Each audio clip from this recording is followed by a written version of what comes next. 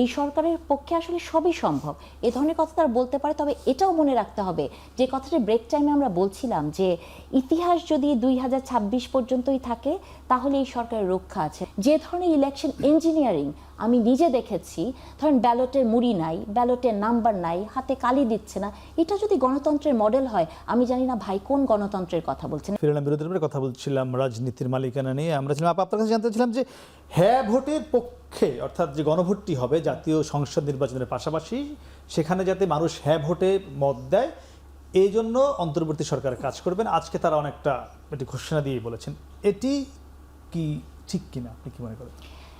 এটি ঠিক, এই সেন্সে ঠিক, কারণ এই সরকার তো একটা অদ্ভুত সরকার, তাই না? যে সরকার ধরেন জনগণের ম্যান্ডেট নিয়ে, সবার ম্যান্ডেট নিয়ে এসেছিল, সেই সরকার অনেক কিছু করতে পারত। যে সরকার ছাত্রদেরকে উপদেষ্টা বানিয়েছে, যে সরকার মাস্টার মাইন্ড ক্রিয়েট করেছে, সেই সরকার তো এটা বলতেই পারে। নিরপেক্ষ জায়গা থেকে আপনি যদি চিন্তা করেন তাহলে কোনো সরকার কখনো কি কোনো পক্ষের জন্য বলতে পারে, সেটা যতই জুলাই অভ্যুত্থানের উপরে দাঁড়িয়ে সরকার হোক না কেন। সরকার যখন আপনি হয়ে যাবেন তখন আপনাকে নিউট্রাল থাকতে হবে। তবে এই সরকারের পক্ষে আসলে সবই সম্ভব, এ ধরনের কথা তারা বলতে পারে। তবে এটাও মনে রাখতে হবে যে কথাটা ব্রেক টাইমে আমরা বলছিলাম যে ইতিহাস যদি 2026 পর্যন্তই থাকে তাহলে এই সরকারের রক্ষা আছে, না হলে ইতিহাসের সামনে তাদেরকে জবাবদিহি করতে হবে যে একটি সরকার কি করে পক্ষপাত দুষ্ট হয়। আর তার সাথে সাথে আরেকটি কথা ভাইয়ের কথার সাথে বলতে চাই, ভাই খুব একটু মানে ওনার প্রসঙ্গে যে ছাত্র ইলেকশনগুলোর কথা বললেন ক্যাম্পাসে, আমি একটি পার্ট ছিলাম। আমার খুব দুঃখ লাগলো যে ভাই বললেন এটা নাকি গণতন্ত্রের মডেল।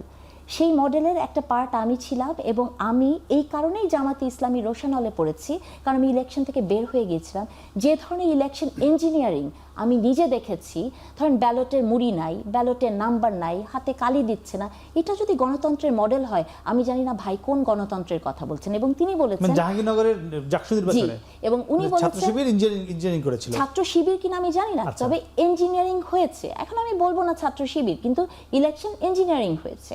আর যেটা উনি বললেন যে ইলেকশন সবাই ফলো করছে, সবাই ওনাকে ফোন দিচ্ছে, শোনেন 17 বছর যে দেশে কোনো ইলেকশন হয় নাই, আপনার পাড়ায় যখন বা আপনার বিল্ডিংয়ে যখন সমিতির ইলেকশন হবে না, ওইটাও মানুষ ফলো করবে, কারণ মানুষ জানেই না ইলেকশন কি। জি জি জি, আমরা একটু যেতে চাই অধ্যাপক বিলাল আহমেদ, আপনার কাছে জানতে ছিলাম যে এই যে হ্যাঁ ভোট যেটা বলছিলাম অন্তর্বর্তী সরকার বলছে, আপনি কি মনে করেন এটি মানে তারা বলতে পারে ভাবে হ্যাঁ ভোটের পক্ষে? আসলে বিষয়টা খেয়াল করতে হবে যে অন্তর্বর্তী সরকার হ্যাঁ নার পক্ষে বা বিপক্ষে বিষয়টা সেইটা, নাকি কিছু পয়েন্টের বিষয় আছে সেখানে। তারা তো কিছু পয়েন্টের কথা বলছে, আমরা এই সংস্কারগুলো চাই। রাষ্ট্রে যারা রয়েছেন তারা বলছে আমরা এই সংস্কারগুলো চাই। সো সেই জায়গা থেকে যদি আপনি ক্যালকুলেশন করেন যে সংস্কারগুলো এদেশের জন্য মানুষের জন্য প্রয়োজন, সেখান থেকে রাষ্ট্রের পক্ষ থেকে বলার সুযোগ আছে। আবার যখন আপনি এটাকে রাজনৈতিক জায়গা থেকে দেখবেন যে এক পক্ষ হার পক্ষে, একটা রাজনৈতিক দল আরেকটা নায়ের পক্ষে, তখন আরেকটা প্রশ্ন এসে দাঁড়ায়, সরকার কি তাহলে এক্স রাজনৈতিক দলকে সাপোর্ট দিচ্ছে, ওয়াইকে মাইনাস করে দিচ্ছে কিনা, ওই পয়েন্ট তখন এসে যায়। কিন্তু বর্তমান যারা আছে এক্সিস্টিং বিএনপি জামাত এনসিপি, তারা সবাই মোটামুটি আমরা দেখি যা হাই বলছে, তারা প্রকাশ্যে আমরা যেটা দেখি না এক্স্যাক্টলি। তো এই জায়গা থেকে এসে আমরা একটা কনসেনসাস এখানে দেখেছি, সকল রাজনৈতিক দল সংস্কার চায়, রাষ্ট্রও চায়, দেশের মানুষও চায়। এখন ডাকডোল পিটিয়ে সরকার হায়ের পক্ষে যাবে কি যাবে না এটা সরকারের সিদ্ধান্তের ব্যাপার। জি, কিন্তু আমরা সবাই এটা পরিবর্তনটা চাই। আসলে আমার আপনার কাছে এই বিষয়টি প্রশ্ন, আমরা যদি দেখেছি মির্জা ফখরুল ইসলাম আলমগীর গত পরশুদিন সম্ভবত হায়ের পক্ষে একদম স্টেটমেন্ট দিয়েছেন, জামাত প্রতিনিয়ত বলছে, আর এনসিপি তো এটি নিয়েই কথা বলছে হ্যাঁ ভোটের পক্ষে।